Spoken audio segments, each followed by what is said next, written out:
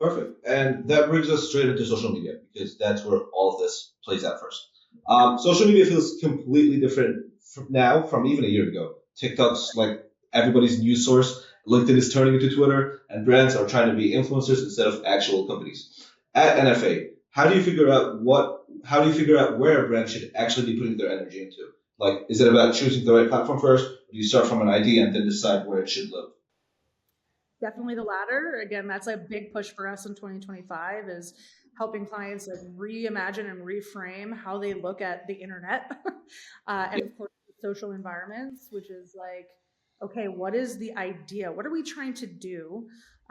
What are we trying to say? What is the behavior that we want, this thing to provoke? And then from there, it's like, you know what? This definitely, whatever it is, might skew more video based, and we need to get yeah. people talking about it. So then maybe it skews TikTok and Reels. Maybe it's more community based, and then that we partner with a leading Substack. Right now, it's a Substack approach. So we always go idea first, then platform. Perfect. And so yeah, that makes sense because I feel like a lot of brands are still trying to use like also trying to play by the rules of the past. Like I want to say like 2018, 2019 internet because that's what's heavily researched now.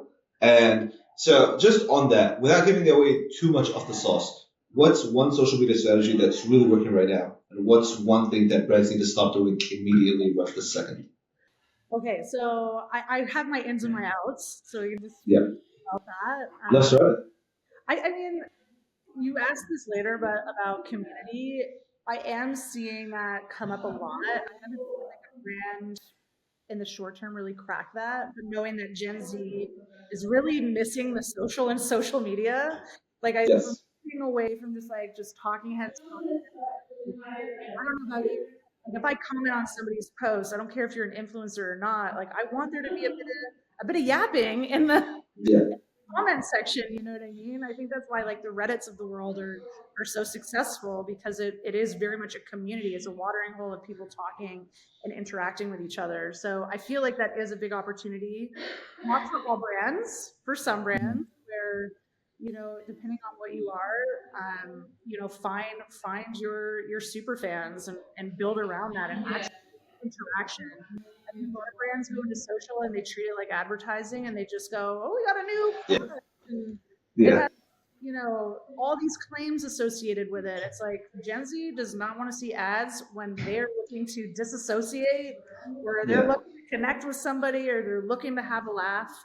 And there is really endless the types of communities you could tap into. So it's just like taking that time to figure that out. I think is a huge in for 2025, Yeah. and that we're working with some clients right now on navigating that. Like we're launching a new protein brand, and that's like a big thing for them, how they can connect to communities. So really excited to explore that.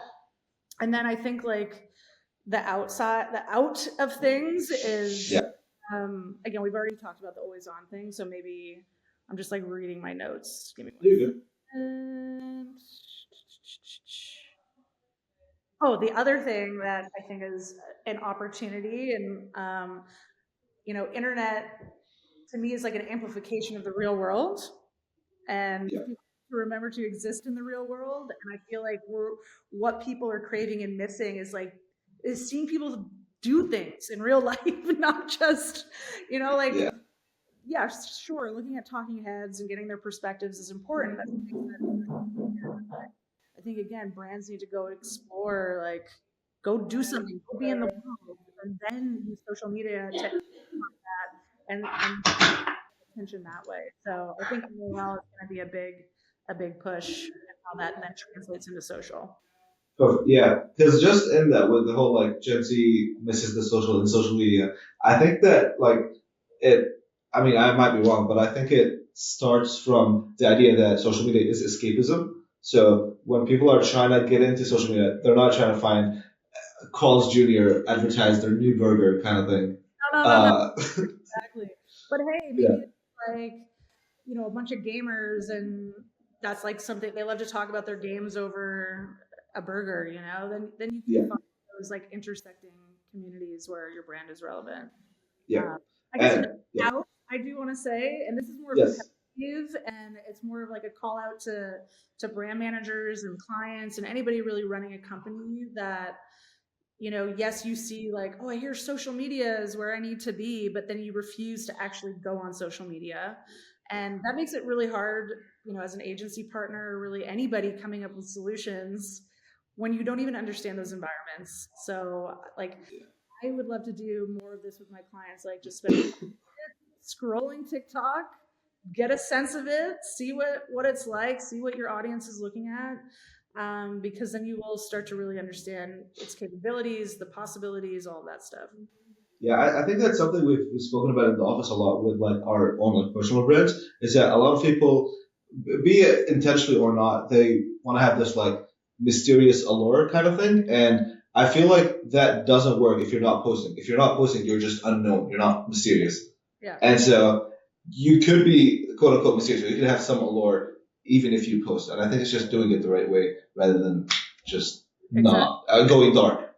I'm even just simply talking about knowing what TikTok is. Like it's Yeah. like for some clients are like, no, I don't even have that on my phone. I refuse to look at it. It's like you got to. Like it's just that Yeah. we live in. Yeah, it's the name of the game.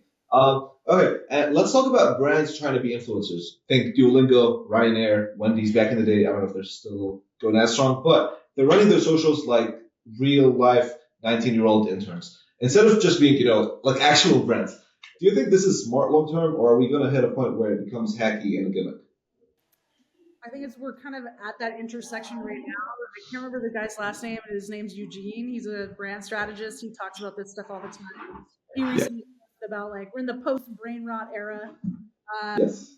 I don't think brain rot's going anywhere, but what he says in that video is more so like again, people are just seeing through the veneer of brands just like trying to be the cool kid and appeal to a younger audience. I still feel like Duolingo is a masterclass in how to do that. It's so tied to their brand and their product, and with the owl and like RIP. They nailed it. They revived him, no? Yeah, he's back. Okay. Relieved about that. Yeah, it's a close one. But what I love about it is it was just so true to the brand and their product and the customer experience, right? Like getting the reminders, your lessons, etc. So that is a great example of like bring it back to your brand. What do you stand for? Why do you exist? All of that stuff. Again, your timeless story, and then translating that into the social realm, and then that's successful. I think it's just like find your unique angle instead of trying to bite other people's stuff. Yeah, exactly. No, well said.